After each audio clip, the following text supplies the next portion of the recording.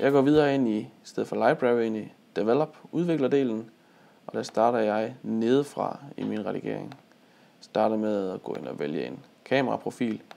Det er ikke nødvendigvis de samme. Det her det er Sonys kameraprofiler. Canon har sin egen, Nikon har sin egen.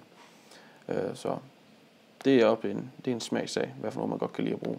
Jeg vælger Camera Clear og fortsætter til effekt. Her kan jeg lave noget vignettering og indstille den.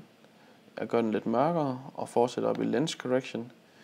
Her går jeg ind i Basic, hvor jeg slår Enable Profile Correction til. Det der sker, det er inde i Profile, der går den ind og finder ud af, hvilken objektiv det er taget med, og korrigerer for de linsefejl, der gør sig gældende i det objektiv.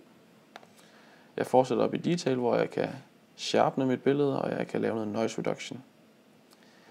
Og i Basic her har jeg så de almindelige billedjusteringsværktøjer. Det er dem, der ligger også i Photoshop, Camera Raw. Jeg kan lægge lidt farve på og lidt clarity, lidt klarhed i billedet.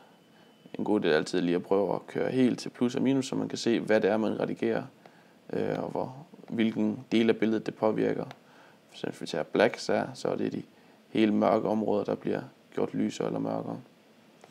Og shadows, altså de mørke områder, men ikke de sorte områder.